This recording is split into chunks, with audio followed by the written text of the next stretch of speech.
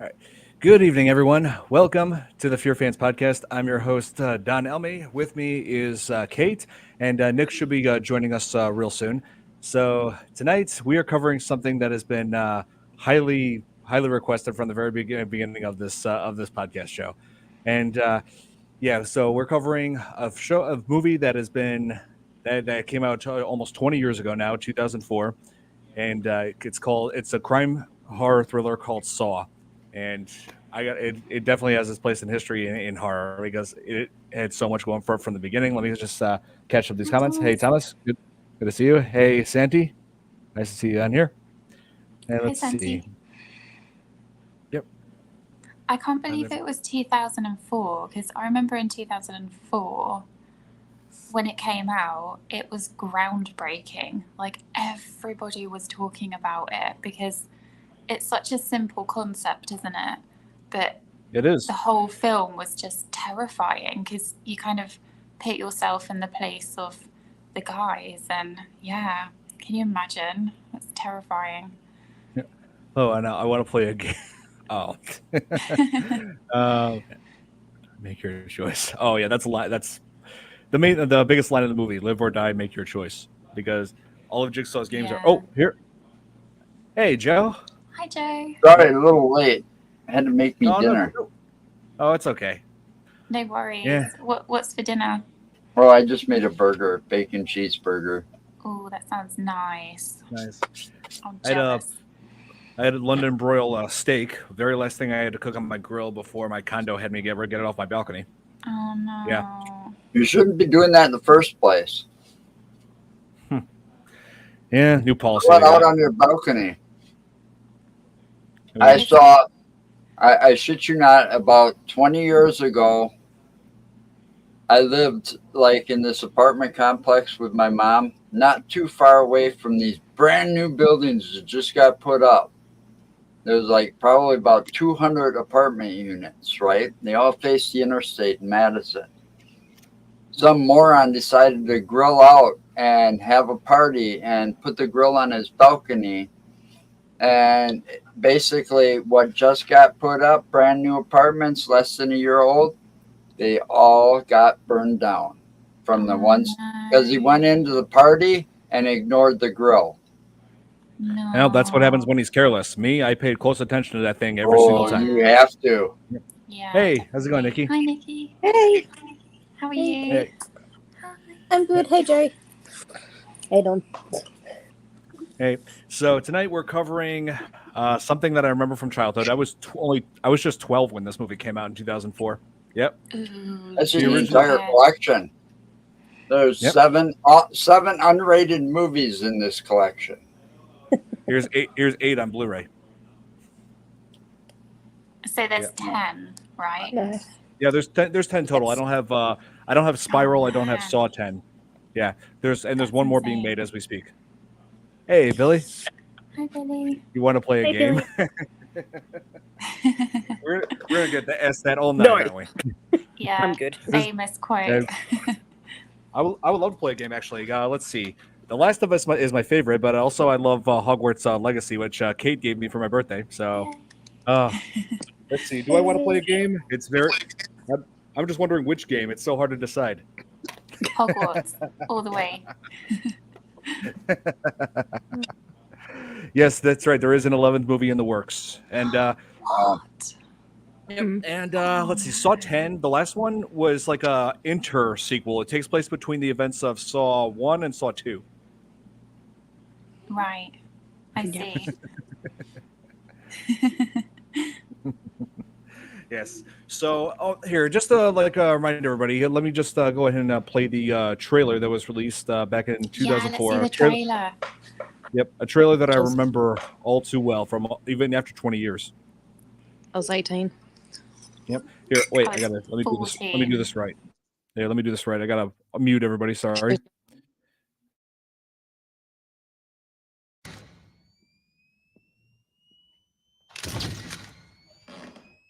Someone there? I can hear you. Who is that? Who's in there?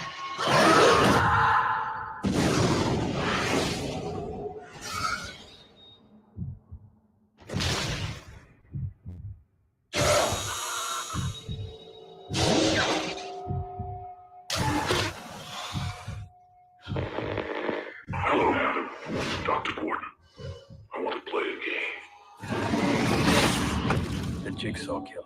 Paul, find the path with a razor wire. Technically speaking, he's not really a murderer. He never killed anyone. Dr. Gordon, your aim in this game is to kill Adam. If you do not, then Diana will die. He finds ways for his victims to kill themselves. I'm sick of people who don't appreciate their blessings. I've given you a life purpose. Looks like our friend Jigsaw likes to book himself front row seats to his own sick games. He doesn't want us to cut through our chains. He wants us to cut through our feet. Most people are so ungrateful to be alive. Not anymore.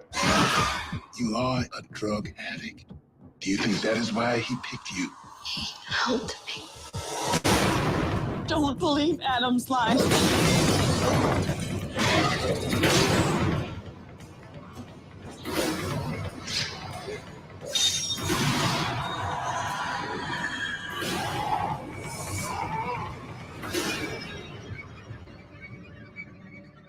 Live or die. Make your choice.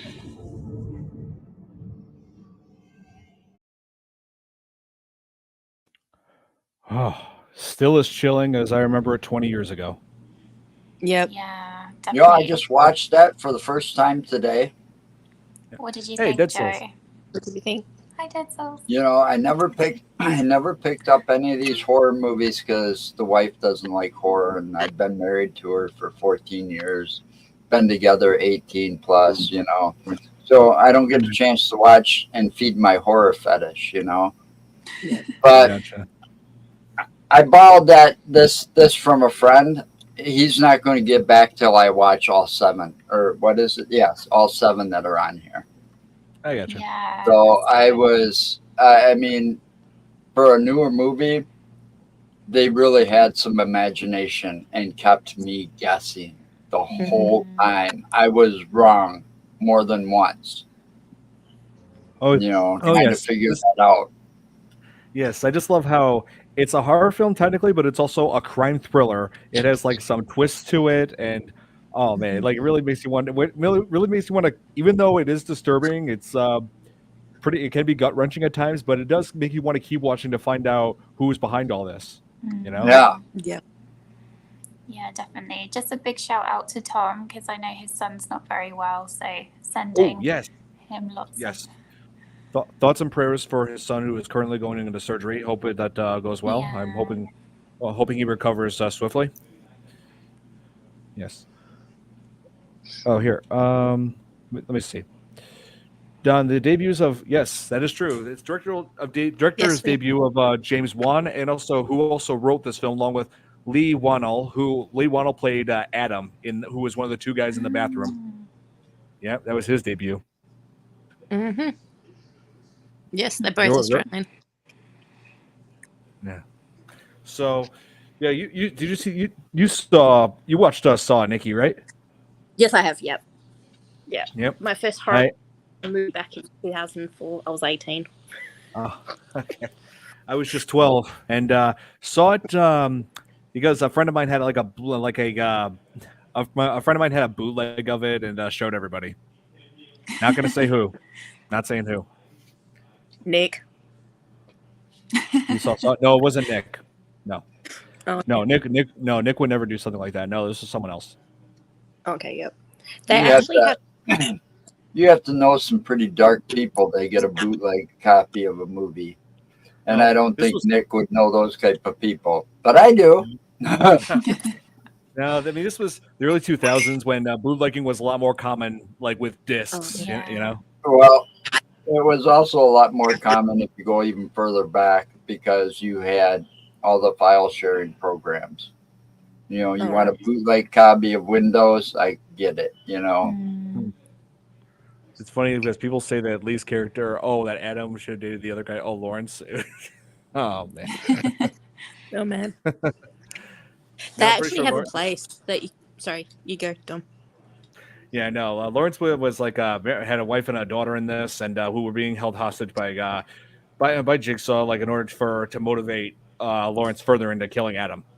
Like this whole thing was all a sick game to him, and this was just one of many victims that Jigsaw had put to the test. Like there was one part of the film where there was a guy who because Jigsaw always targets people who are like morally corrupt, like as far as like having like these like not valuing life. Like he targeted a man previously in this film who had who had cut his own wrists, so he put him inside of a maze that was covered in razor wire, saying they had like telling him that the irony is that if you want to live, you have to cut yourself again. And so put him through a maze where he has to crawl through razor wire, and he didn't survive. Yes. Yeah. Yeah. Not just the trailer. Can I still show the short film? I think so. I was able to do a reaction video to that short film a few years back, so maybe they won't have an issue with it. Isn't Jigsaw dead, or am I behind? Oh, Yes. Yeah. Let's not get into that because spoilers for those who haven't seen it. But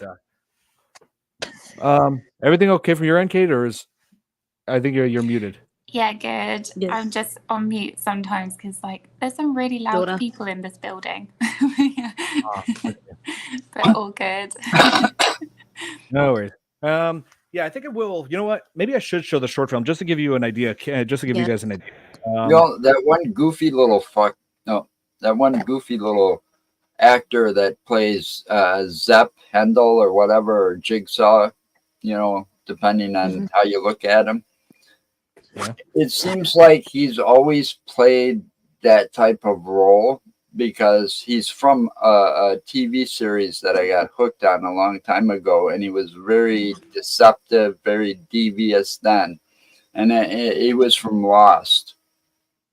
He was from the TV series Lost, and I recognized him, and it's like, wow. Yeah, I know who you're talking about. What's the short film then? Is it like a summary of? Yes. Let's see. I'm trying to remember. Oh yeah, Lee Weinel. He was also like Saw was the first of a big, just the start of a big career for both Lee Weinel and James Wan, who they would go on to create the Insidious franchise. Who let's see, Lee Weinel was in it. He played Specs in that one of the two assistants for what was her name? For the psychic. Oh yeah, Lorraine Warren. Lorraine, yes, Lorraine. No, Lorraine Warren. No, that's somebody else. That's from The Conjuring. Yeah, which James Wan also directed. What's up? Hey Nick. Hi Nick. Glad you're here. Yes, they're coming out with another one, Saw 11, which I just found out they got delayed another year. Oh man. They actually have a. Anyway, sorry, I was running a few minutes late. I was actually. Oh, sorry. Go Nick. It's okay. Yeah, no, I was saying sorry I was running late because I finally have had the opportunity of trying to clean up my room / office. So I was finishing up the windows, and it took a lot longer than expected, but I got it finished so I could take a break. Is it just me, or is Nick and is like Nick's camera and his speech not synced? Wait, what? I think so. Yeah, a little bit. I think there's like a delay. There is. Hold on. Oh, hey, Leon. Hi, Leon. Oh, here. Oh, yes. I believe somebody showed me years ago that there was this YouTube series called Annoying Orange, and there were one or two videos where they parodied Saw. So, it's like a show that show of all things like parodied that. All right, is it better now? Yes. Okay. Yes. Yep. And Nick, I think you're just in time. I was just about to show the original 2003 short film, which led to the creation of the Saw franchise, which Leigh Whannell and James Wan were responsible for. I did a reaction to this a few years ago. I'm hoping that, the way I remember it, I'm hoping this is not going to be too graphic to show, but yeah, but let's do it anyway. Viewers beware. It's not copyright or anything, right? I don't believe so. If it is, I'm sure the worst case scenario, they'll have me cut that clip out. So, okay. Yeah, so it's whatever. All right, let me just mute everyone, and I'll show that it's about 10 minutes long, by the way. So it's a short film. All righty. Now presenting the short film that led to one of the biggest horror franchises.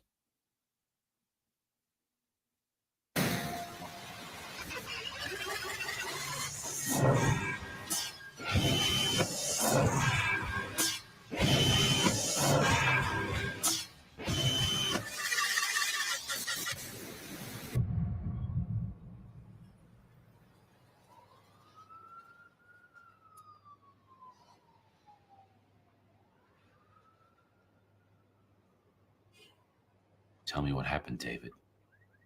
In detail. Those photos don't have enough detail in them. I want to hear it from you in your words from the beginning.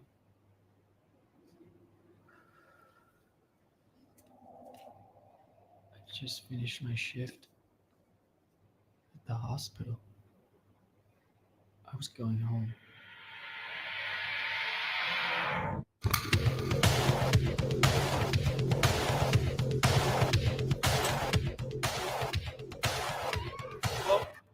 David, put that out. I am. They're coming with me, and I'm on my way out. They kill you, you know. Yeah, living's overrated.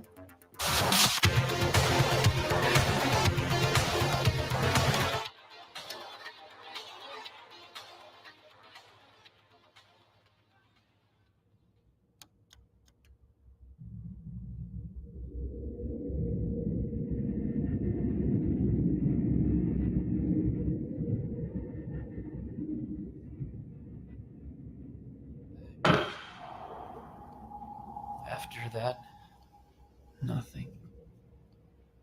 What do you do at the hospital? I'm a glorified janitor. I clean up after sick people. Do you have any enemies there? Spies have enemies. I'm an orderly. So you'd have no clue why anyone would want to do this to you? No. I'm nothing there. I blend into the walls. I don't know why. Whoever did this to me picked me. But they did. What do you remember next?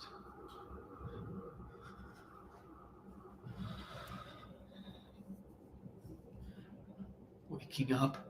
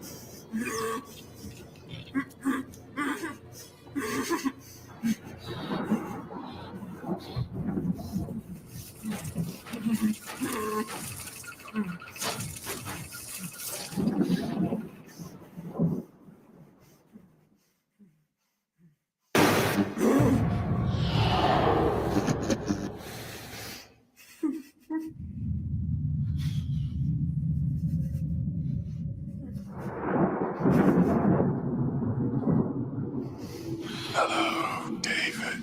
You don't know me, but I know you. I want to play a game. I'll give you a demonstration of what happens if you lose. The device you are wearing is hooked into your upper and lower jaws. When the timer in the back goes off, your mouth will be ripped permanently open. Think of it like a reverse bear trap.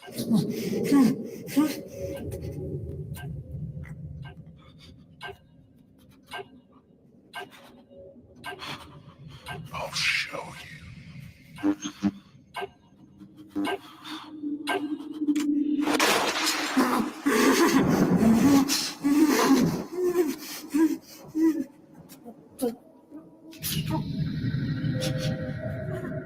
There is only one key to open the device. It is in the stomach of your dead cellmate. Look around, David. Know that I'm not lying. Live or die. Make your choice.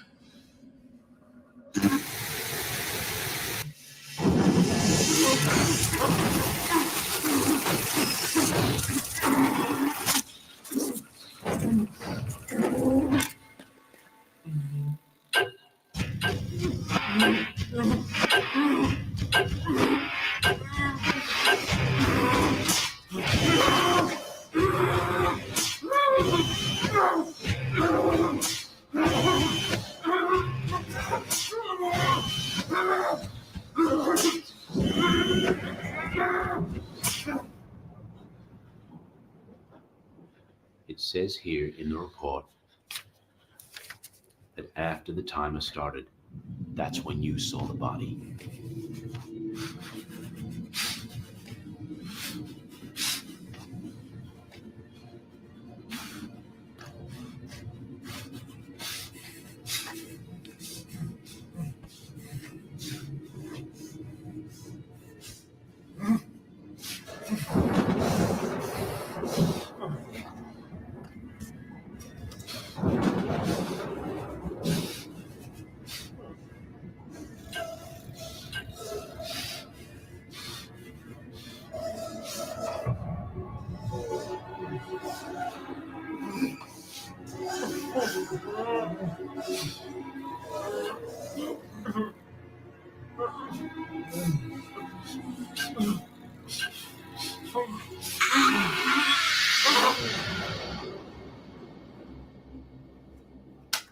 Paralysis.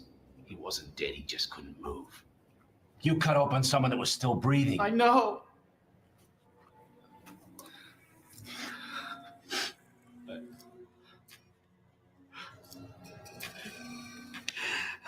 What happened after you found the key?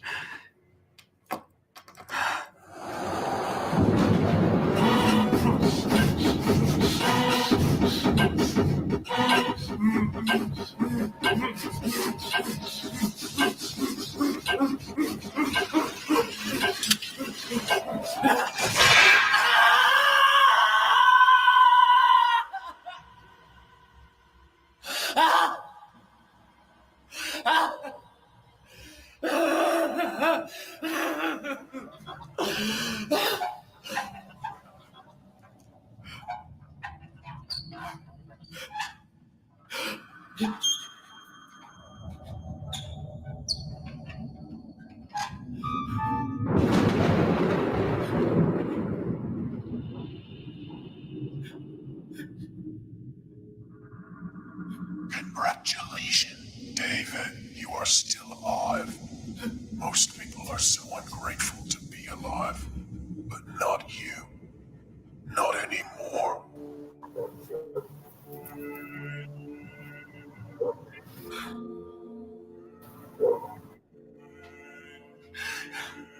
Are you grateful, David?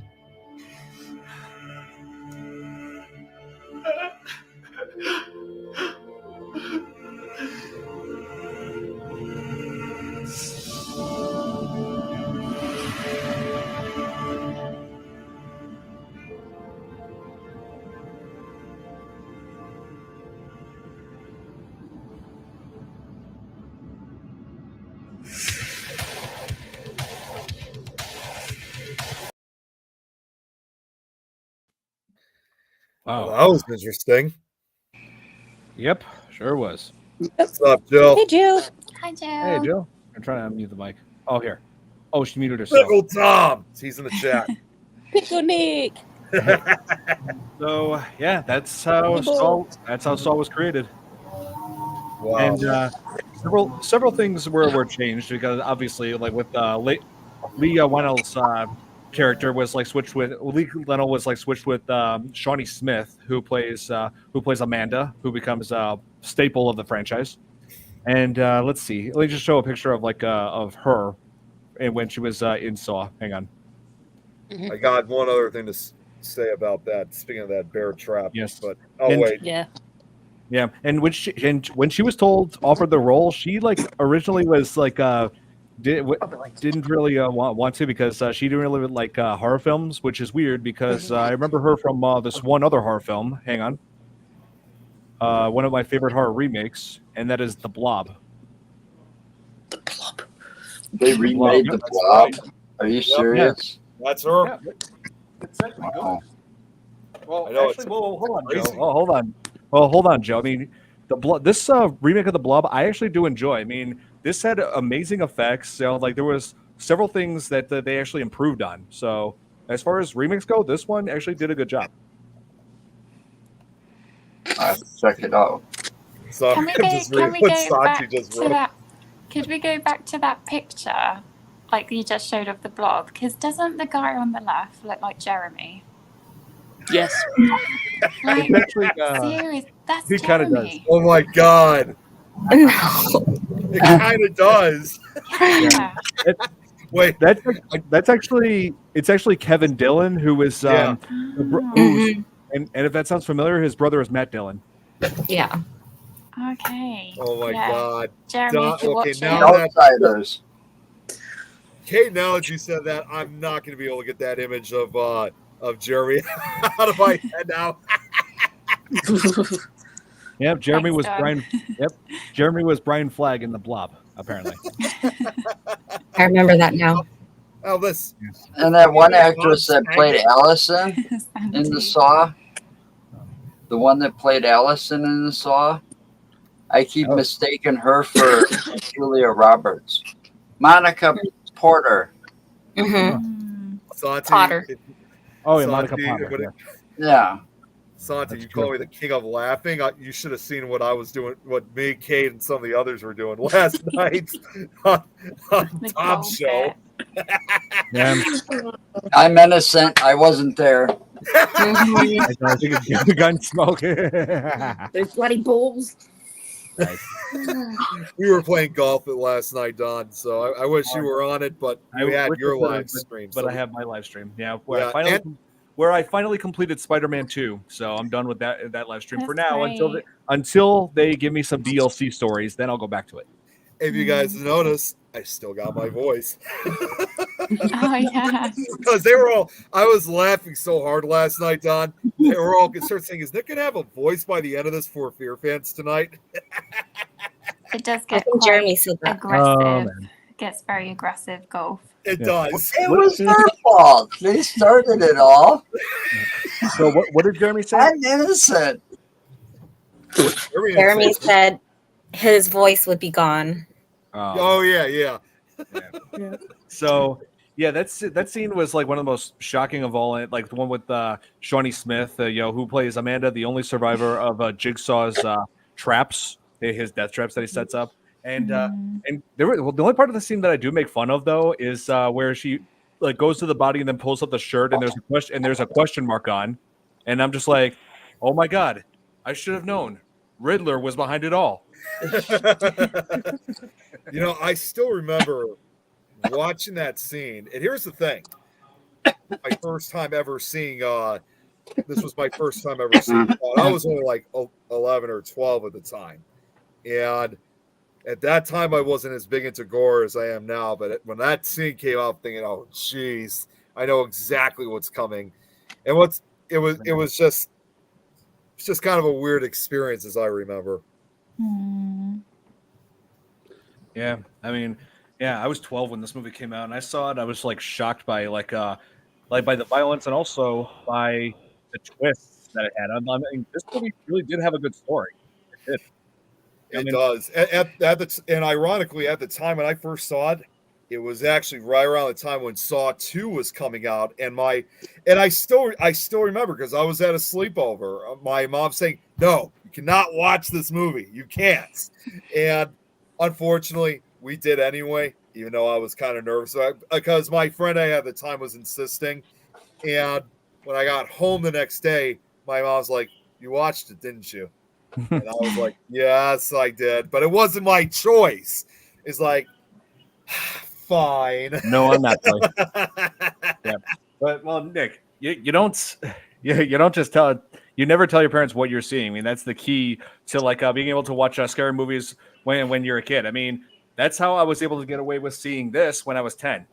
I was only 12. I didn't know what to think. Yeah, my sister Kristen rented this from Blockbuster when she was so let's see, I was 10, so she was 15 at the time. Had a sleepover with her friends. Decided to she just picked any random horror film because she doesn't know horror as much as I do. But that's Tom's movie. Yep. And so yeah, the day before they were supposed to return it, I snuck it and watched the whole thing. Damn, you are good. Your generation is so protected. 6 years You old know, time ago. when I grew up watching movies and stuff when I was a kid, my dad was kind of like, "Hey, come on, come on, you got to watch this movie with me. You know, the scary ones. You know, Come on. at the time, like when Halloween was brand new or Friday the 13th was brand new. Actually, he was trying to get me to pack up the van so we could go to Camp Crystal Lake because we saw that on Friday the 13th. That was his old idea. He was like, Friday the 13th, we're going to watch this movie. And he's like, pack up the van. We're going to Camp Crystal Lake for the weekend. And I says, cool, let's go. I packed it up. I got so far packing it all up. And he's like, oh, no, I was just seeing how far you go. I said, well, if you're going to see how far you go, why don't you get in the van and start it and let's go? Right. Mm-hmm. And You so, know, I really wish where my we parents- were, it was like a 3.5 hour drive, too. So, See, I wish I had parents like that that would have wanted to see movies. my dad reinforced stuff like that. So when I had kids, all 3 of my kids will watch the horror movies. No problem. They don't get nightmares. They don't get scared. They have none of that. You know, they might have a problem because, you know, they've got the fears like Nick there with like cockroaches or, you know. Yep. And so, yeah, Jill, here, I wanted to ask you, Jill, when did you first see Saw? Did you see it when it first came out? Oh yeah. You saw it when it first came out, really? Oh yeah. Like, of course. Well, back then in like the early 2000s, well, I worked for the Edwards Theater for a few years, and then like everybody I knew worked there still when I wasn't working there anymore. So going to movies was just like a normal part of living. It's like as soon as it opens or a preview for the employees, you know, we were always watching free movies. So I probably saw it for free. Yeah, see Saw. Yeah, that's what they said in the trailers. I remember that trailer from 20 years ago. Kate gave me a joke involving Saw last night during the broadcast. I'll be right back. What? Here, Billy wanted us to look at this. Before Saw. Oh, yeah, it was just wow. Seesaw. You know, I'm surprised there's not a movie that's called just Seesaw. Actually, I don't know. This Saw was just a title that just Saw was. Okay. All right.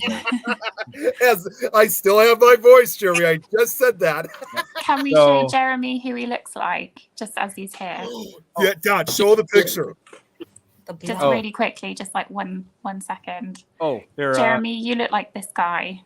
We found your twin, Jeremy. We found your famous doppelganger. Hang on one second. Let me put it up. Let me put it up on the screen. Just one of Jeremy's many. Doppelganger. There he is. That's you. That's you. That's you. That's you. Thanks, Don. Yep. I'd love to see what Jeremy says. I think it's very likely that they're referring to the 2 hacksaws that were given to Adam and Lawrence because when they were chained inside that bathroom, then they came to a realization he doesn't want us to cut through our chains. He wants us to cut through our feet. Me, that ain't me. Or in another dimension, that's Jeremy. Yep. In another dimension, you're Matt Dillon's brother, Kevin Dillon. Related. Just lost Nikki here. I'm sure she has. She's been having connection problems. So all kinds of. And Saw just came to Lee Wennell like just randomly when he was like writing down his diary. That just came to mind when he decided to make this movie. When he just made the short film, he just came to him. And then after this, they decided they needed to expand on it. They like show like a much deeper story, and they managed to do that. And I just love the twist of the whole thing at the end. I really hate talking about it because I know that some of you haven't seen it yet. I know a few of you, not saying who, but yeah. The first one? Yeah. There's so many? Yeah, there's going to be 11 now. There's an 11th one on the way, which I found out is going to be crazy. Yeah, I just found out that Saw 11 is going to be delayed a year. And then they have the spin-off film, like Spiral. Spiral was the ninth one. Was the ninth film. Okay. They're actually concerned about making. I don't know if you heard a television series now for Spiral. Yeah, they thought it worked for. They thought it worked for Chucky. So Saw. I wonder, somebody had to have that. The way they had that idea and the way this film is set up, it kind of reminded me, and I've only done one, but it reminded me of those escape rooms. Yeah. With a very wicked, demented, sick twist to it. Yeah, kill this person for the key. Yeah. There actually is, and I talked about this on Lois's show. You guys might find this hard to believe, but there actually is kind of like a real kind of haunted house that deals with like literally torture, basically. I don't know if you guys have ever heard of the McCamey Manor. You ever heard of that before? No. Okay, so I'm just gonna read this real quick because it's short. McCamey Manor is an American haunted house attraction in which survival horror style events are enacted. It is considered a pioneer of extreme haunted attractions. Now, I don't know if this was inspired from Saw. This is just what I'm reading from Wikipedia. Founded in San Diego by Russ McCarney, it was originally located on his property until it was moved to Tennessee in 2017. The house operates year-round, offering visitors tours that can last up to 8 hours.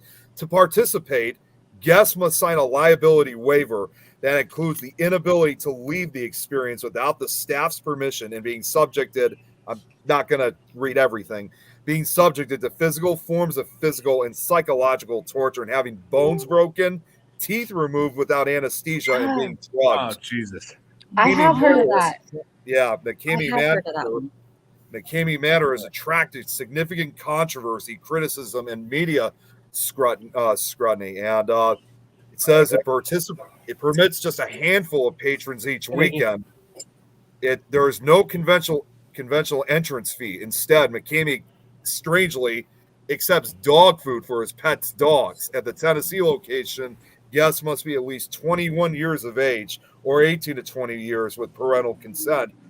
They say that, as it says, tours last from 8 to 10 hours, but no guest has made it all the way through. Wow. That's terrible. It is. Yeah. It really is. How is that legal? Well, let me see here. I mean, they say, because I'm just scrolling really through it, because again, I'm not going to read exactly everything.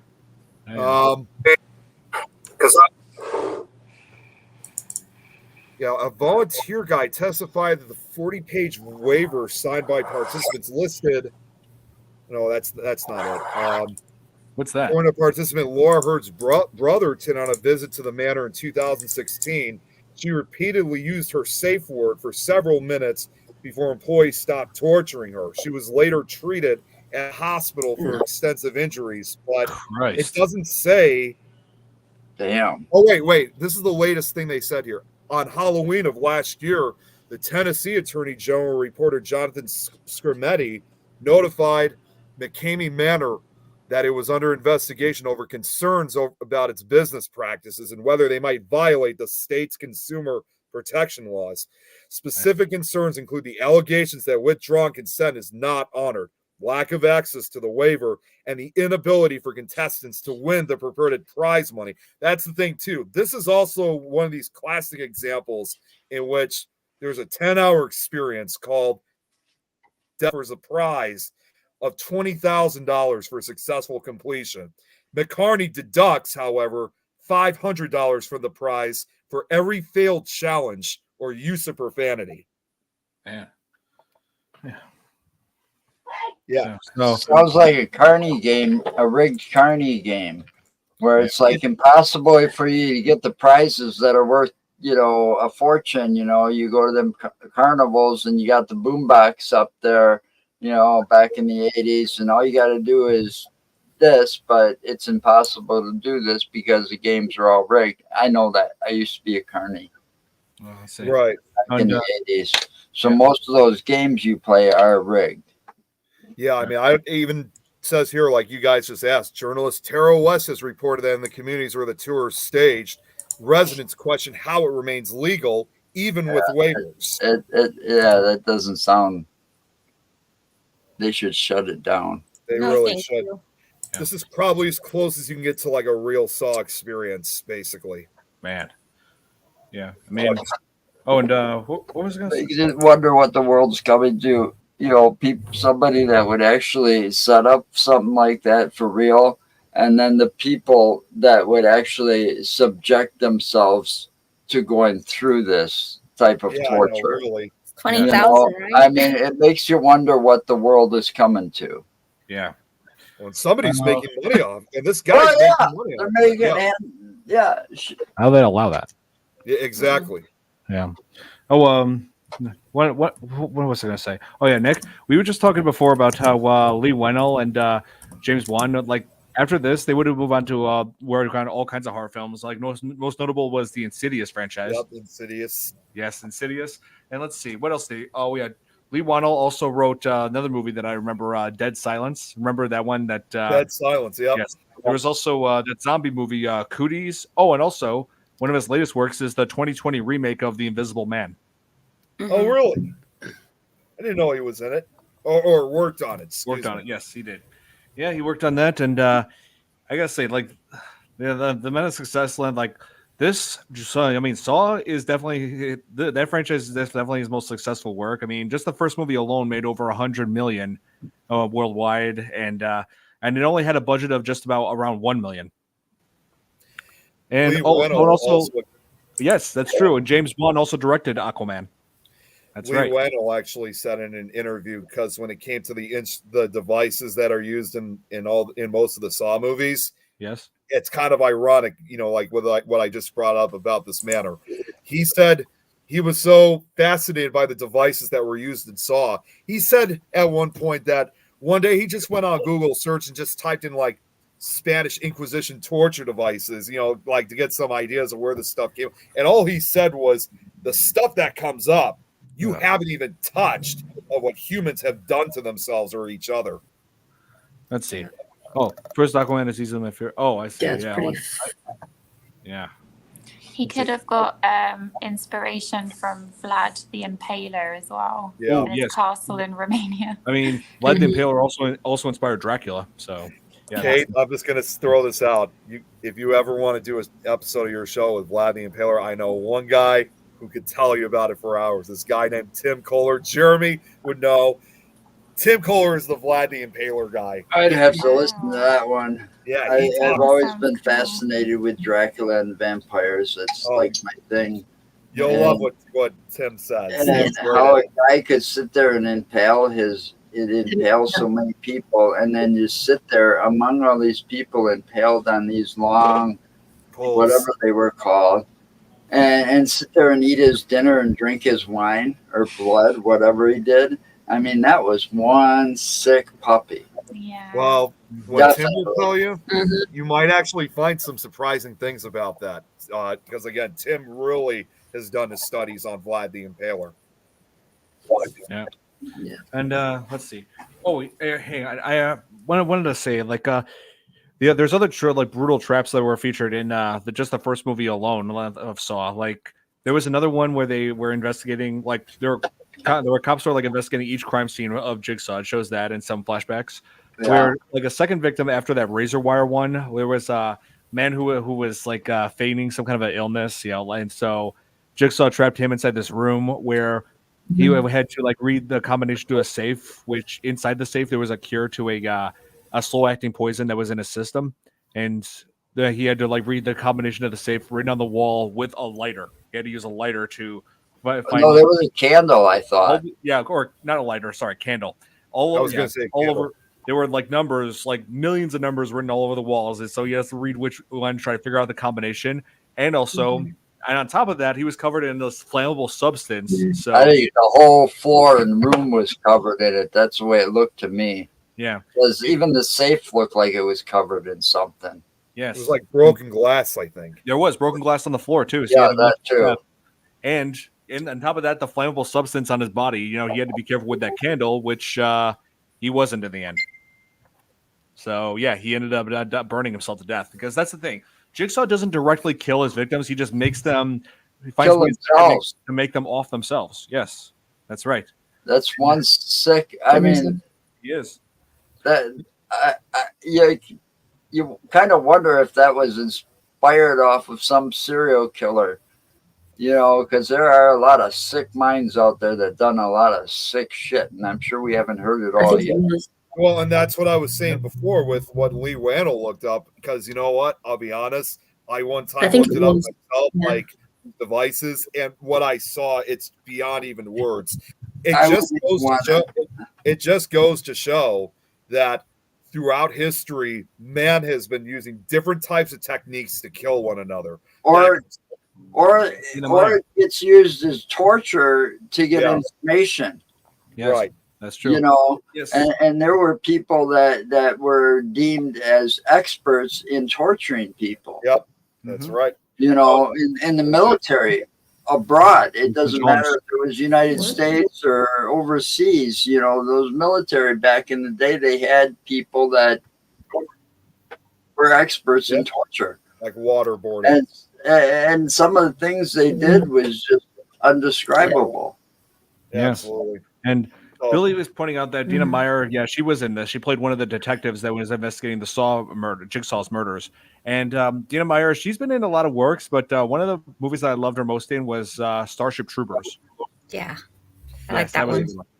Just real quick, H.H. Holmes. Chris brought up another one. That's one of our most. Yep. That's one of Kate. If you didn't know, that's one of our most notorious serial killers of Chicago. It is. That's right. And unsolved. Yeah. And wasn't that unsolved? Like they don't. He was executed. He was caught. Yeah, he fled to Pennsylvania, and that's eventually where he was caught, and he was executed by the state, and I believe it was in 1894. Well, I got so much of the serial killer knowledge in my brain, it takes a while to recall everything. It was Jack the Ripper they never found, but they think it was multiple people, not just one person it could have been it. Yeah, it could have been. H.H. Holmes was believed to have been Jack the Ripper, like supposedly he fled the UK and came to Chicago to resume his murders. One of the most disturbing unsolved crimes in like recent decades was well, I don't know if it was recent. It was back in the 80s, where there were reports of Tylenol being tampered with. Had like cyanide put into them, into the pills. And you know what's the real terrifying part of that is? The most terrifying part of that, to this day, they still don't know who did it. And it originated, didn't it originate out of Chicago? That Chicago area? Yeah, yes. Yeah, it did. It did. That's one of... Because I remember that because I was like having to check all the because they'd give out like lot numbers or something, which was like a serial number or something on the bottles or the lot. And I had to check all the Tylenol and stuff that I had because back then I was in so much pain when that was happening. I was popping Tylenol like it was candy. Man. Yeah. You know, the other thing too, I'll even say one quick thing about H.H. Holmes, and this is something I'm sure a lot of you guys wouldn't know. Obviously, Jeff Mudgett, the great grandson of H.H. Holmes, we had him at one of our Paracons a few years ago. He did a presentation. I don't know if you guys remember, there was that History Channel miniseries that he did. They found his grave, which was unmarked out in Pennsylvania, and they exhumed it. And when they found it, there was some remains of a skeleton left, including his skull. But here's the craziest part. When they examined the remaining part of the skull, which was just the jaw, because obviously it was over 120 years old, they found something that they were not expecting.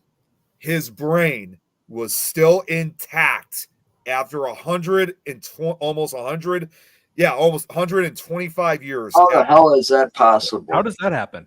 I don't know, but it was almost like as if the remaining portion of his skull acted like a time capsule, and his skull was still, his skull had, rotted away, but his brain was still intact. Yeah. Let's see. Wow. Creepy. Yeah, it really is. Creepy. I wanted to mention like the cast again, because there's another big actor who was in Saw, and that's Danny Glover. He plays one of my favorite. Yes.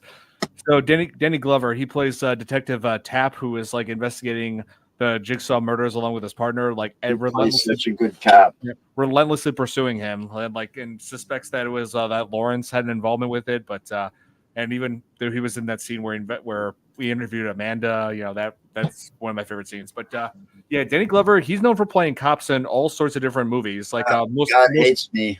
Yep. Most notable is when he played. Me. Yeah. most notable is when he played Lieutenant or Sergeant Murtaugh in the Lethal Weapon movie. I was trying to think of the name. All I could think of was Riggs. Yeah, he played Murtaugh in the Lethal Weapon franchise, and then let's see, he also played Lieutenant Harrigan in Predator 2. Yeah. And what else? Oh yeah, he also played a corrupt police lieutenant, McPhee, in the Harrison Ford film Witness. He also was in he wasn't a copper this time. He was a coach, actually. It's kind of funny that he went from one genre to another. Was in back in the mid 90s. He was in one of the live action Disney films, Angels in the Outfield. It's funny to think. Yeah, but he was in this innocent film, and then like a decade later, he's in this gruesome horror story with Saw. It's like it just goes to show you he's one of those actors that's very versatile. He does everything. Yep. You know, and I really enjoyed a lot of his work because he did that one called what was it, Gone Fishing with Pesci. Mm-hmm. Wasn't it Joe Pesci and him and Gone Fishing? That was funny as hell. And in Lethal Weapon 2, 3, and 4. Yeah, I know. That's right. He was in those too. Yes. And let's see. Oh yeah, like he also escape from Alcatraz. Yeah, and I just think back to that scene where his character Detective Tapp and the partner Detective Singh, where they investigate the one they track down Jigsaw, like have him cornered, but there's like a victim that they have to save from having like this power drill going into the guy's head. So they disable it, but then Jigsaw ends up cutting like Detective Tapp's throat, not killing him. He's still alive, but his partner Singh ends up going after him. And I'm just thinking, oh, if only Mel Gibson were there, he would have taken Jigsaw down like that. Yeah. Oh. Yeah, she said. Yeah, she actually said that too in the private chat. It's because of the weather over there, so that's why she's been having issues with the connection. Oh, man. Is it storming over there, Nikki? Or I think she's having issues. Yeah, we've got a really bad storm that's been hitting us the past few days, and I think it's really bad. Okay. So I'm alive and I'm watching, but yeah, I may not be as talkative as normal because Yep. And so what was I going to say? Oh yeah, like that whole setting that they have inside that rundown industrial like bathroom, that wasn't going to be their original idea. Originally, they were going to want to have that set up like in an elevator, like have a whole lot of it take place in a room, so they would be able to do very well with the budget that they have because they only had $1 million to work with. But it's crazy how they did that because they came up with the original idea of it being in an elevator because there was another movie very similar released years later that M. Night Shyamalan worked on called Devil. Mm-hmm. I remember that one. I saw that one in theaters. Yeah, I saw that when I was in college. And let's see. Yeah, like, and also one of the most memorable things about Saw is the puppet Billy. That's like the symbol of Jigsaw. You have to remember. I mean, that's been quite a popular icon in horror films, practically. He is. Yeah, the puppet that he uses inside the when he gives like tape messages to his victims. Yeah, because Jigsaw always gives a message to his victims about giving instructions and also why they're there, why they're in his trap. Because he always does it through either a tape or inside of an audio cassette. Well, when I saw that puppet come out on the bicycle, the little tricycle or whatever you want to call it, the kid's bike, first thing that popped into my mind was the Puppet Master franchise. I was thinking the same thing. Yeah. Yeah. I mean, let's see. Yeah, I think James Wan actually ended up creating created Billy the puppet. He was like making it out of like a paper mache and also with ping pong. So cool. Yeah, with and for the eyes he did ping pong balls and like drew the irises in them. Wow. And what's funny, I got to point this out. Even Billy made a cameo appearance in Dead Silence when they were checking out through the abandoned theater and they saw the dolls on the wall. But then right behind them, you see Billy there. So, as I would probably put it, it's almost similar to like they do with Disney where they have like a hidden Mickey, basically. It's like this was like this type of franchise answer to like their own icon or mascot to make a cameo appearance, and that's what they did with Billy in Dead Silence. Pretty much. That's right. Yeah, what I don't get is like some people buy like the plushie or the poster and that, and they just have that in their room, and I'm like, I wouldn't sleep at night. Seriously, like how do people do that?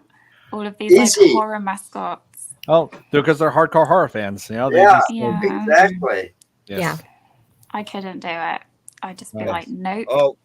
Oh, actually, let me show you guys something here. I think this might answer your question. Check what I found out. This was actually from Trick or Treat Studios. So I'm going to share the link. Check what they got here. A lot of it's expensive as hell. Oh, yeah. wow. Deluxe prop and sound with motion. Oh, man. I've seen him in some of the Halloween stores, though, too. Oh, man, I love They it. have an animated version of him for Halloween in some of the Halloween stores that pop up just right around that Halloween time. I think we might have had a few, not necessarily these things, But they're awfully expensive. Oh yeah, they're like this right here. Yeah, like this. Yeah, 400. Yeah, $499. Yeah, so they've got things like that in these stores, but they're like they just got the one, and you got to buy the display because they got it so it works and all that. So when you walk by it, yeah. Oh yeah, some of it. There's a video here. I'm guessing some of that's motion activated. Yeah, it is. Most of the stuff for Halloween when it comes to this is all motion activated. But it's cool as hell. I want one. Here, play That's play in your bathroom. Here, can you play it again? I couldn't hear it. Yeah, I'll play it again. Oh, the eyes light up. Love it. He's so cute. That is awesome. I love it. But yeah, $500 though. Jeez, that's a little bit too much on the I extreme. want one. Oh, come on, I would get one. Well, if I had more money, I definitely would. But man, But where would you put it? Would it just like be chilling on your bed? Like, I where have are a you good gonna put it? Better. Hey, if it's motion activated, hey, here's the bright side. If it's motion activated, it'll scare away burglars. Better. Put it at the door. I'll just put it right at the door. Yes. Yeah, that way you don't let visitors stay too long. They see that and they go, see ya. Like, thanks. I got a perfect spot for it to answer your question, Kate. I got a chair in my room in my office area, not the chair that I use for my computer, but I got a second chair in my room which faces my bed. So that's a good thought of what he could add to it. So, yeah, not have him on your bed, just have him sitting there staring at you. Yeah, there you go. Oh, hey, Chris.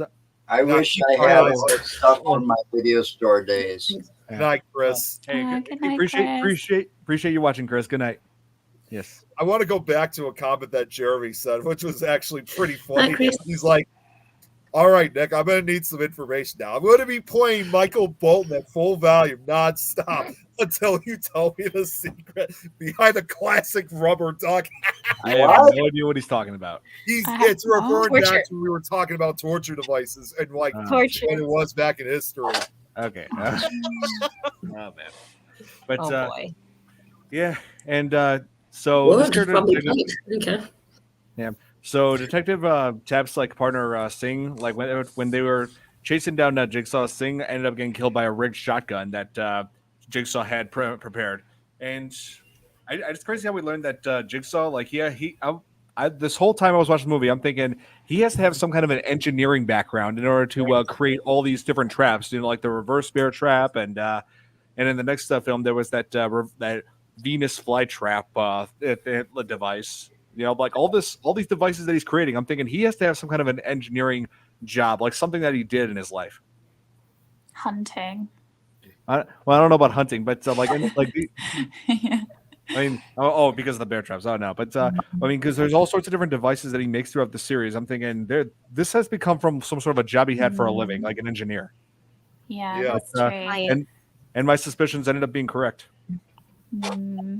I just have one comment to make. You were talking about the doll being opposite you in the bed, Nick, and it just gave me this flashback, right? There's a car that's in our area, let's say, like in the car parking area. Scares me every single time because this guy has a full life-size skeleton in the passenger seat, and Really? it's just there all the time. And I'm like, what? Cool. Like, why does he have that in his car though? Like, it's not Halloween. He just has that all the time, and it's like it has a hat on it. And all right, I need to give me one of those. To get attention when he's driving.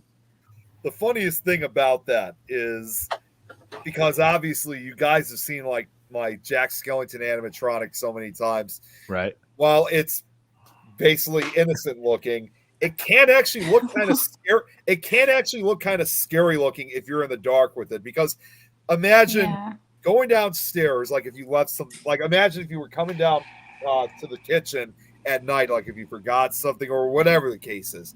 You walk through that kitchen and you don't even bother turning the lights off. It just by the window, which is a little bit bright because you got the window right there.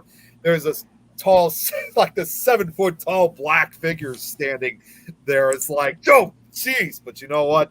That doesn't affect me though because I'm accustomed to it. Jack's going to my buddy. Yeah, it was just funny because like when I walk past the car, every time my daughter's like, "Oh, skeleton," and I'm like, "What?" Like. What? Where? And then I see it, and I'm like, "Oh yeah, That's like strange. it's not real. It's just pretend Halloween." Maybe it's for carpool.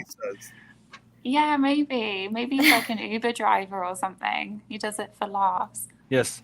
Yeah, so you can get the carpool lane. That is Carpool true. lane. But yes, Jeremy They have that down in Illinois. Jeremy, yeah, it's true. Jeremy has a skeleton that rides with him sometimes in the car. I've seen it for myself. What was that skeleton's name again, Jeremy? What was his name? Yeah. He named it, but I can't remember his name. Okay. Yeah. Oh, here. Thomas is saying Kramer was an engineer. Yes. So Jigsaw turns out to be John Kramer, who was a patient that Lawrence was treating at the hospital for a frontal lobe tumor that was inoperable. So this is a man who was dying. And McCoy. Yes. Okay. Oh, McCoy. Okay.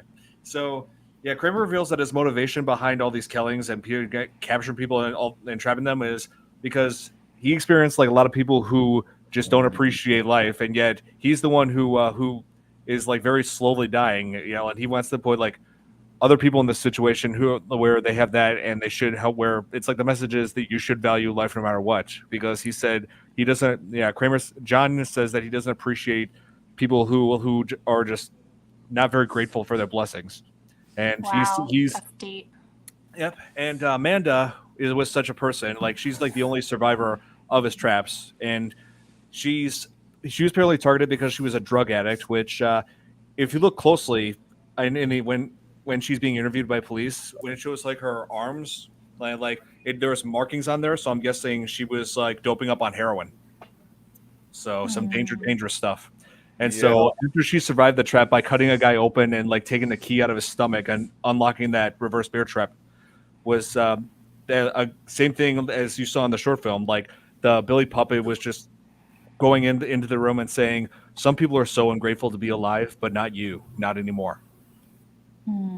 Yeah. So yeah, John Kramer's motive in this was, some pretty deep stuff. And yet, well, being that close to death and dying, it'll change a person. It really does. It's basically the ultimate survival of the fittest. It is. Right. I mean, look at me. I'm a perfect example of it. Surviving death. Yes. Nikki just said she's going to try to join on her, I don't know what mob is there. I've done Death's Door more times than I count, and I came out on top every time. She's going to try a different way to get on. Okay. Hopefully she'll be able to join us. Jill, what was like, let me ask you guys this. What scene in this stood out to you the most? I want to ask that to each one of you. Let's see. Definitely Jill. The bear trap scene was pretty gruesome. So I probably like that one. That scene. Yeah. That was among the most gruesome moments of the entire film. And yeah, it's just crazy how they managed to do all of this, build up all this tension, everything here. And what, Nick, you okay? Yeah, I was trying to look for something, and the sound just showed up. It scared the hell out of me. Too bad Chris wasn't watching. He would have gotten a kick out of it. Oh man. I wouldn't buy the puppet, but I'd buy that hat or like that trap to wear on my head for Halloween, probably. Oh, like, you know, like I don't think I want the puppet in my house, but I think I'd want that. I want the the trap. puppet. It was at 105.30 that occurred. Let me see here. Santi here says, in my opinion, Nick would make a good Jigsaw for Halloween. He would just have to paint his face white and use red face paint. Well, maybe. But his eyes are red, so he's supposed to paint his eyes red? No, I couldn't do that because I don't wear contact. I would have to wear contact lenses, and I don't wear those. Yeah, I have to wear glasses that glow or something. Or glasses. Yeah, probably. I have never worn contacts before in my life. Not comfortable. I couldn't do it. You'd have to get creative for that, Nick. What? You'd have to get really creative for that part. Yeah, exactly. Yep. And I just one thing that I found one thing I was always confused by in this film. So they're like Lawrence and Adam are in that bathroom for over 7 hours, and there has been a dead body in there who apparently shot himself that whole time. That why was lying there. But then when all is revealed, when Zepp, the orderly, who was like, what do you think he's Jigsaw? It turns out he was a pawn in this whole thing. He was playing his part in the game because there was a slow acting poison in his system, which motivated him to try to do all the things that he did. But then the body, after Lawrence had cut off his foot to sever it to get himself out of that chain, was saying he was going for help, trying to go and get help for his family. But then the dead body in there that was in the room the whole time was not dead at all. It rises up, removes this makeup, and it turns out it was Kramer. He was Jigsaw. He was inside that room the whole time. That was the part that got me.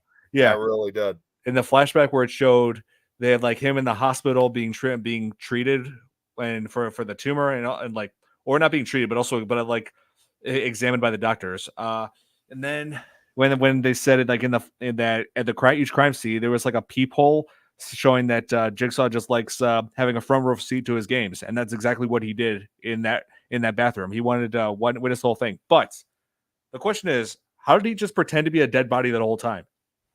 Slept, but he would have to be breathing for that, and they would have noticed. Meditation. He put himself in some kind of meditation state, probably was able to control his breathing just right to slow it down to make it almost dead, like he was almost dead, so that he can continue to hear everything that was going on. Also, can't you take something like in Romeo and I was going to say maybe some type of drug, maybe Yeah. like a knockout drug. that slows your heart right down? But one of the safest things is meditation. I've watched documentaries of some of these. I can't think what they're monks. The monks. Buddhist monks or something in Budapest or someplace like that, and then they do this meditation. They slow down their heart rate. They slow down their breathing, and they believe that, and that what they drink out of this natural spring that's not too far away, which they believe is like the fountain of youth. But science has proved that a lot of those monks are well over 100 years old. Wow. Because of the way they do things. They eat pure. They drink this water that has some kind of property because the waterfall is comes over a lot of granite and stuff like that, and quartz and something else, and it's got a lot of properties in it. Mm-hmm. And so they're drinking that, plus they sit there and these guys meditate forever, and then they slow down their heart rate and their breathing, but at the same time they're also rewiring their brain, because everybody's got an internal clock. Okay. Mm-hmm. Okay. On the outside, you may appear to be a certain age, but you're chronologically a different age according to that clock on the inside. Well, these Buddhist monks have found a way to reverse this clock through meditation. Right. And somebody else took that a step further, and it was a whole thing that I was watching about. When can we move there? I'm sold. Yeah, I just like to learn some of the practices that they do. Reverse that clock. Yeah. And I mean, the guy actually reversed the clock, and the gray that he had in his beard and his hair vanished. Not only was he reversing the clock, not only witchcraft. No, it has everything to do with it had a lot to do with meditation and learning. You only use like 10% of the brain, so you got to unlock the rest of that. And they were like rewiring themselves. But not only when they reversed the clock, it also healed the body. You know, the guy lost part of like something, and it grew back. It was like a thyroid or something, and it's like baffled medical science because it grew back after like 10 years. This is where we learned that Joe was actually 648 years old. You know, I keep telling people I'm going to live forever. I'm a vampire. I knew you were going to say that, Joe. Thank you. And you said you people only use 10% of the brain, and sometimes I feel like my brain ranges between 10 to 20%. Yeah. So. Well, I had a girlfriend once that told me that if I ever learned to unlock the rest of it, I'd be dangerous. I probably use only about 4%. I don't know how much I use. Maybe that's why I remember so much about movies, because I use 20% of my brain. I figured it out. But then again, figured it out. Oh man, but yeah. So, well, let's see. What else about that ending? I know some people that don't use. Oh, 0.0001% of their brains. That's called stupidity, and even duct tape can't fix that. They're just amoebas. Yeah, pretty much. Oh man. So, before Kim went on this, before we started the show, I just out of curiosity, because I never did this before, I looked at Rotten Tomatoes score for Saw, and I was shocked to learn what it was, and it was just 50%, and I'm just like, really? I was expecting like somewhere like around like 80%, and like at the very least or higher. But yeah, this is one of those instances where I strongly disagree with Rotten Tomatoes. You know, because I feel like, nope, Rotten Tomatoes, you're wrong. It's definitely, this movie deserves much more than just 50%. I consider this to be one of the best horror crime thrillers of the time. Hey, you know, I just watched it, and I haven't been in the horror game for a long time, but my view on Hollywood's always been the same. You know, they have no imagination, and that started in the late 90s. But this movie, when they created this movie, it goes to show there are some people out there that have one hell of imagination, because that movie, yeah, you're right, Don, that movie deserves more than 50%. Yeah. Mm-hmm. Yes. Yeah, like I said, It sometimes made me cringe a couple of times, and that's not easy to do. No. It's like, you know, I had a hard time watching that guy saw his ankle off, his foot. Yeah. At the ankle, and it's like he's holding on to the thing with his mouth so that he's not screaming out so loud, and trying to keep the tension so that he don't bleed out. And it's like, and the blade, and then you think about it, the blade kind of looked rusty and old. Oh yeah. It's like, oh my God, you know. It was that scene, and then the one where the woman had the thing on her face that survived. And she had to start cutting the dude, and found out he was still alive. Why he's still alive? And like, oh shit, man, that was making me cringe again. Yeah, because so the guy that she had to cut open was drugged into paralysis. He couldn't move, and he couldn't feel anything. And he couldn't talk. Yeah, exactly. I still remember when you just brought up, Joe, about the leg cutting scene. It's kind of it's so weird. I still remember this almost 20 years later, because again, I was at a sleepover. We were actually having dinner while that happened, while we were watching it. But here's the funny part, because again, I wasn't into gore yet. I loved horror, just didn't like the splatter stuff. That scene was playing literally behind my back, so I didn't actually watch what was going on. But I hear that, all that disgust, and I'm doing this while I'm eating, and so I had to literally imagine what was going on before I was actually able to watch it a few years later. Right. Well, hence the title Saw. Yes. Yeah. And I mean, it's just, I wanted to respond to Jeremy's comment here. Jeremy said Saw was definitely innovative. I'll give it that, but I'm not a fan. The overuse of gore just doesn't appeal to me. Well, Jeremy, I mean, this film relied on the whole blood mystery. I feel like there was some graphic content, but as the series went on, they started to rely much more on gore, on the blood and gore factor, in order to create the more shock value for audiences. And I feel like they focused a little bit less on story and more on the bloody content as the series went on. Mm-hmm.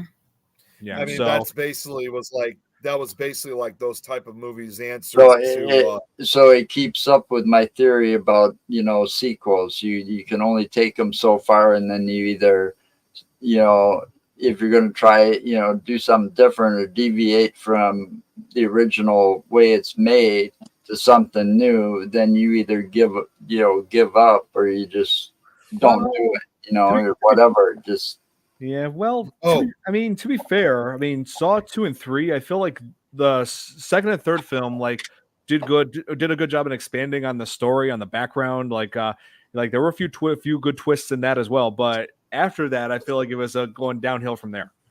Don, just before we continue, Kate, I just saw your message. Yeah, sorry guys, I have to go now. Thank you so much for having me on. Oh, no worries. And see you next time. Bye, Yes. everyone. All right, take care, Kate. Have a good night. Yes. Bye. See you, Kate.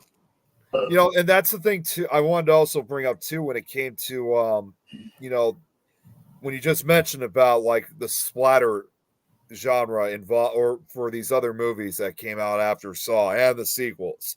Yes. It was practically almost like these movies answer to have all these violent films, and in response to all these PG-13 horror films that were coming out at about that same time. Right. And yeah, then the first film I felt like is where they did the best job as far as the characters go, because like Lawrence, I especially liked how Lawrence's deductive reasoning throughout the whole situation, like when they were inside that bathroom. He looked around the room and he said, "Hey, that clock." He for example, he looked around and he said, "Hey, that clock, it's brand new. So obviously whoever put us in here wants us to know the time." So and then they find all these different items like the tape player, and they try to piece everything together. They were like these different clues. So I just love that about him. I think the whole thing that made them get so creative is the budget. Right. Yes. The budget forced them to get creative. And think about it. They probably had a fixed budget for 2 and then 3 as well. And then by the time they came out with 4, they probably had, unlimited funds. Well, yeah, that's the thing. The first movie was made with just $1 million. So they had to be careful with what they were doing with it. So and limited locations, And not just that. I mean, they had to get really creative when it came to, making the devices and everything, and trying to stay within that budget. Mm-hmm. Yeah, because of the success of Saw, which made the first film made well over $100 million. So, and because of that, the Lionsgate decided, you know what, this is going to end up being something profitable. So we're going to give it sequels. So, yeah, they greenlit sequels and gave them pretty much the budget that they needed to really step it up as they saw fit. Yeah, see, sometimes it's not good. I mean, I remember back in the day when, what was it? Friday the 13th came out. Right. And it was such a big success. And if I'm not mistaken, right from there, shortly after it was a big success at the box office and everything, got that cult following. Right. They got contracted to make 13 more movies right then and there. Or up to 13 movies. Yeah. And they've gone beyond that now. Nikki's got to go too. Her phone's about to die. So. Oh, well, hey, it was great having you, Nikki. Bye, Nikki. Nice to see you later. Take care, Take guys. care, Nikki. Bye. You too. Oh, we haven't gotten. I don't think the rest of you answered the question. Which scene stood out for you the most? I mean, Jill, you already answered. What about you, Joe? Well, I think I answered. I mean, I'm tossed between where she had to cut the key out of the guy with the mask on her face, the reverse bear trap, and the dude sawing his foot off. Oh man! I mean, to me, those were the two most disturbing parts that actually made me go, like kind of like do that cringe. I actually had that cringing moment those two times. Yeah, and the twist ending, the big reveal at the end, where the dead body was Jigsaw the whole time. He was watching everything, and then like Adam tried to take Zepp's gun and shoot him, but then like Jigsaw just shocked him because. That's the thing we didn't mention. The shackle that was around each one of their foot was wired. Yeah. So when press a button, he gets electrocuted. So that stops him from shooting him. He came that close to killing Jigsaw. That close. And then we're like, wait, we can't kill him, otherwise we won't have sequels. And then he ends it with, and Jigsaw ends it by saying, "Some people are so ungrateful to be alive, but not you, not anymore." And then closes the door, shuts out the light, and then closes that steel door on Adam. Closes that steel door on Adam and says, "Game over." And then Adam is just screaming out in terror, in the dark. He's just basically left in there to die. Yep. Oh, hey, thanks for tuning in, Tom. Imprisoned him. Yep. Yeah, and that's got to be the worst of the nightmares to that, because he doesn't have the gun left, because that one gun only had the one bullet, because it was like Russian roulette type thing, Pretty much. It was empty when he opened up, and so he's still chained to the wall. Saw was broken. And he has no more cigarettes. That blood probably really wasn't poison. Considering who was laying there, that blood probably wasn't really poisoned. So, he has no way to really off himself now, to make it quick. Right. That's what I mean. He lost all his chances of escape. And, it takes a long time to die of starvation and dehydration. Yeah. I mean, Jigsaw I'm pretty sure Jigsaw wanted him dead anyway, because he said to him, the key to that chain, in the end, when Jigsaw rose up, he told him the key to that chain is in the bathtub. And then it cuts back to the very beginning, showing that little light that was in the water. Yeah, I was trying to figure out what that was the whole time. I rewound the film at the beginning, trying to see what that light was the whole time. And then it's oh, wow, they actually disclosed that to me at the end. Yeah, there was there went his easiest chance of escape without injuring himself. Pretty much. Yeah, man. But so basically, Adam was just screwed from the start. Yeah. Yeah. He wanted him dead from the get-go. And he was and he was just ended up being left in the room to rot. And then, oh man, and then when you just see what happens in the next film, it's wow. Yeah, exactly. Yeah, Saw 2 is where they really stepped it up. I mean, I liked it's I'm not sure. I don't the characters in there were not as compelling, even though the cop in there was played by Donnie Wahlberg. Yeah, that's right. Mm-hmm. Yeah, and you know what he's doing. You know what he's doing now, right? Donnie Wahlberg. Have you heard what he's involved in now? I didn't look him up recently. Why? He is not a movie, but he's hosting he's been hosting it now for the last few years. He's been hosting the show Very Scary People. Yeah, I was just gonna say he's been hosting a show that I watch frequently. Yep. I think you probably would like that show, Don, because it details the most notorious serial killers. And I'm going to be honest with you. Some of it goes in 2 parts too. Mm-hmm. Yeah, it is. There's like 2 parts. I haven't really watched most of them. I did watch at least one of them involved in the I don't remember. It was like the ice cream killer or something like that, or Iceman. I think that's what The it's called. Iceman. That's who it was. Yeah, my dad and I watched it. And thought, Most wow, notorious mafia hitman ever. yeah, I was like, I watched it. I'm like, wow, this is actually really good and kind of creepy at the same time. And that actually is now giving me an idea because I'm actually hoping sometime soon, maybe even start setting up a few watch parties to watch episodes. I've watched most of those so far. Yeah, see, Jill's on board already. I already watched the show, so yeah. Yeah, I'm on board. I mean, I'm a big fan of that show, and the guy Donnie Wahlberg does an awesome job. He does great. I think Don, if you haven't watched, I am very impressed by that show.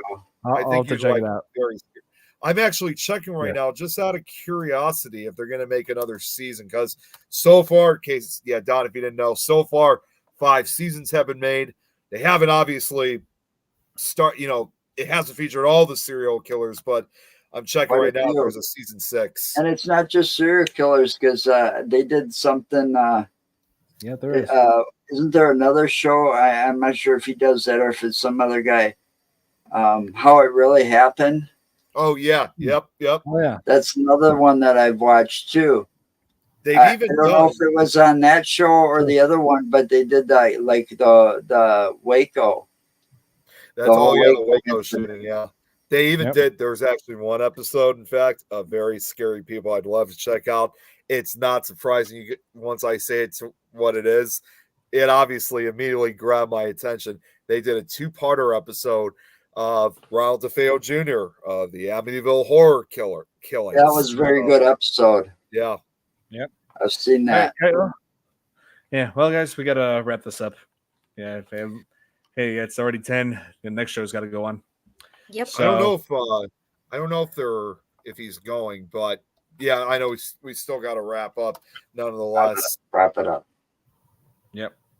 So, I think Billy's rewinding parts of the show to where you showed us all that merchandise of the John Kramer mask. Oh yeah, no, that wasn't a John Kramer mask. It was just the Billy doll. Well, I saw it. No. I saw it listed there. Oh yeah. Yeah, it was listed there with the other masks. I guess I must have missed it because I didn't even. There was a mask there. Yeah, it's in the bottom. When you scroll down on that list. So, but yeah, the puppet is $500. Yeah, it's expensive. I'm surprised when I was working at Spirit Halloween. I'm really surprised that we never sold them. That's really surprising. Yeah, but they had them at the Halloween Express stores here. Yeah. So yeah, Saw to this day, 20 man, it's just as terrifying and compelling now as it was 20 years ago when it was released in theaters. And I recommend this to those who enjoy a good horror film, those who enjoy a good crime flick. Yeah, it's good. And I guess thriller. It's a suspenseful thriller. Yes. And here's one movie that I do recommend for you. That I recommend for you and for you, Joe. Hey, hang on. Open new tab. Hang on one second. Well, you're looking at that. Another movie with Shawnee Smith. The 1988 remake of The Blob. This is actually good as far as remakes go. Yeah, because they do an amazing job with the special effects, especially because like in the original, it's like, let's be honest, the effects in that didn't really age well, but right here they went all out on it, and like the blood and gore in it is just is crazy. Is that the one with the phone booth? Yeah, yes. Yeah, it was. Yeah. Oh yes, they have. Sorry, go ahead. I was about to say, let me see if I can find that phone booth. Yeah, I looked up. I was trying to look for season 6 of Very Scary People, and so far they're not saying anything of it. So I don't know. And I didn't realize that Very Scary People also started off. I guess it's also a podcast too. Yeah, it's 6. Oh, okay. So what it says here, it's a spinoff. It's a podcast now, and it's a 6-part series this time. And oh my God, this I'm going to have to hear.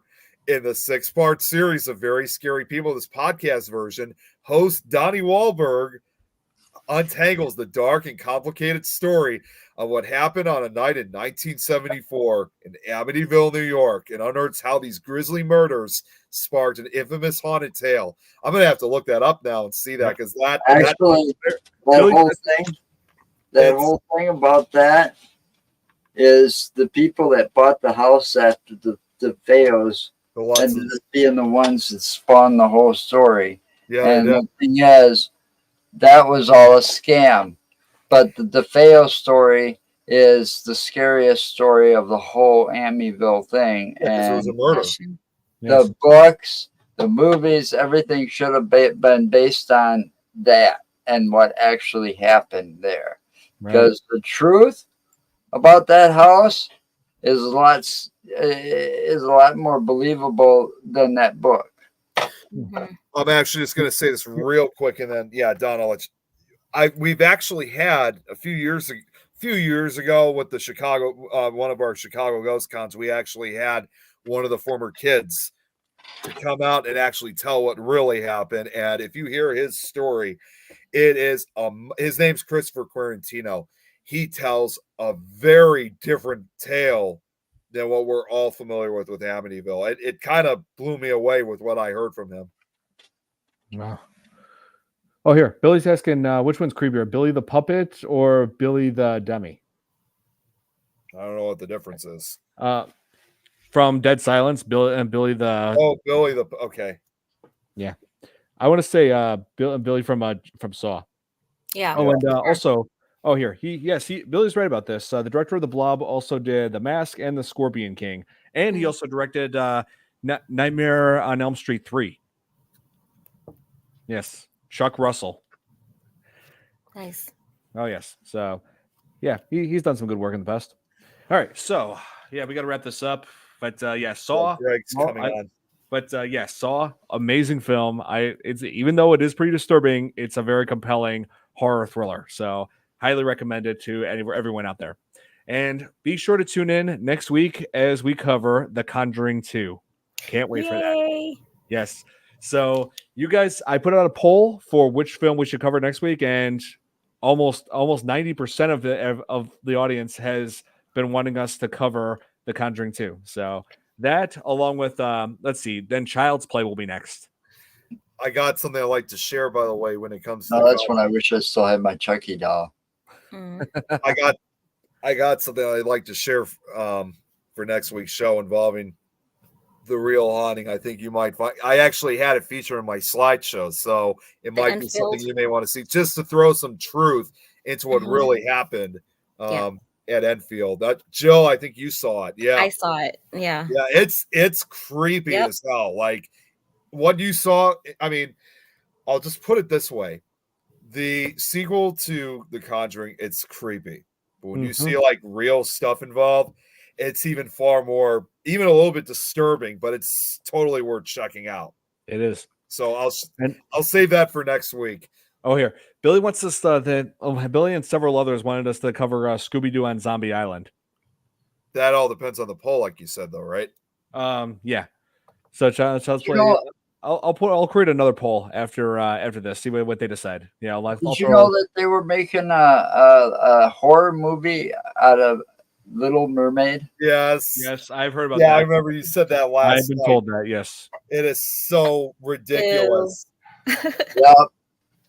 Another one. I mean, another one to ruin kids' childhoods. They're taking this innocence away from them. It is so ridiculous. My daughters watched that when they were little girls. They loved that movie. They had to have Little Mermaid this, Little Mermaid that as they were growing up. I remember because I spent the money, But now this movie is going to come out, and believe me, my oldest is a horror movie fan. She goes and watches this. It's going to just screw her all up, and it's like, oh man, it's not good. It's sickening. Yep. And I just found out they're making another shark movie that's being released Friday. I'm just like, oh God, it's what kind of shark movie? It's I I just did a reaction video to the trailer, and it's called "Something in the Water." Yeah. Oh, jeez. I think I already know where this is going. And yeah, it's like, okay, here it is. Group of girls go on a boat, go to an island. One of them's bitten by a shark. They go on the boat. They hit some coral reefs. The boat sinks. They're stranded in the water while the girl's bleeding, and there's a tiger shark circling them. You know, pretty much all the shark cliches that we've seen. It sounds like Open Water. A billion times. I was going to say, sounds like Open Water. Yeah. I'll just rewatch that. And I haven't seen in a long time. Yeah. Yeah. Okay. We got to wrap this up. So, all right. We got to wrap this up now. Yep. So, hope you guys enjoyed, and hit the like button if you did. Share with your friends, and be sure to tune in next week as we cover The Conjuring 2. Cannot wait for that one. A lot of you have been wanting us to cover that for a while, so we're happy to oblige. We're going to give it to you. Yes. Good night, everyone. All right. Good night. See you guys next week. Bye.